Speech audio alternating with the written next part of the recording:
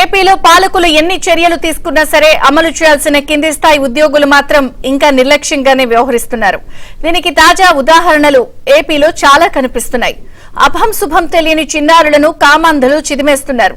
బాలికలకు రక్షణ లేకుండా పోయింది. రక్షించాల్సిన భటులే చోద్యం చూస్తున్న పరిస్థితి కనిపిస్తోంది. ఎన్ని ఫిర్యాదులు వచ్చినా సరే కింది స్థాయి పోలీసులు మాత్రం నిర్లక్ష్యంగానే వ్యవహరిస్తున్నారు.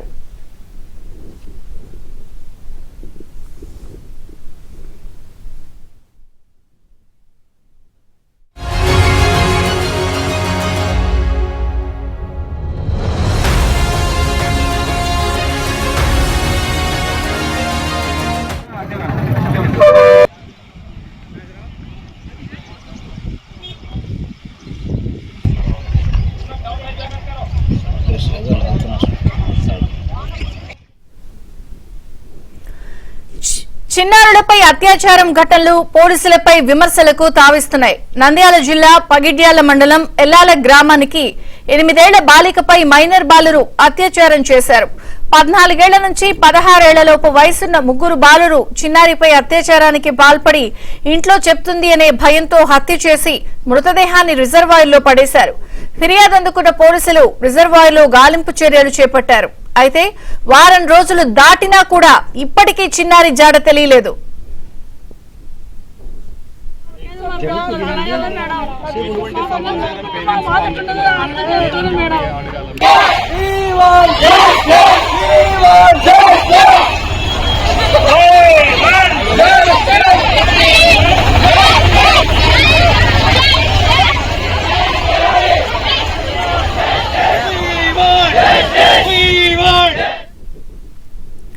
మరోవైపు విజయనగరం జిల్లా బొబ్బిలిలోని రామభద్రపురం పోలీస్ స్టేషన్ పరిధిలో 5 నెలల చిన్నారిపై మద్యం మత్తులో ఓ వ్యక్తి అఘాయిత్యానికి పాల్పడ్డాడు.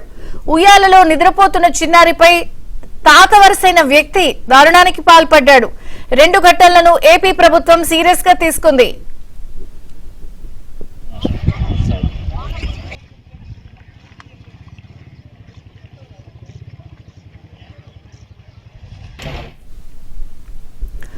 గుంటూరు జిల్లా చేబ్రోలు మండలం కొత్తరెడ్డిపాలెంలో దారుణం చోటు చేసుకుంది. ఓ బాలిక అనుమానాస్పద స్థితిలో మరణించిన ఘటన తీవ్రంగా కలకలం రేపింది.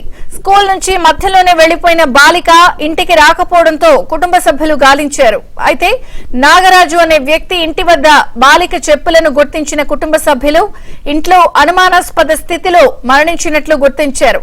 బాలికపై అత్యాచారం చేసి హత్య చేసినట్లు అనుమానం వ్యక్తం చేస్తున్నారు. సీసీ కెమెరా ఫుటేజ్ లో అనుమానితుడి దృశ్యాలు రికార్డయ్యాయి.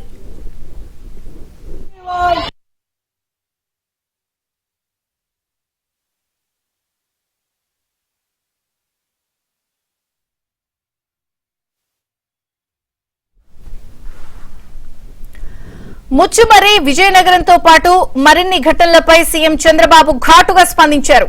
గంజాయి మత్తులోనే ఇలాంటి ఘటనలు జరుగుతున్నాయి అన్నారు చంద్రబాబు.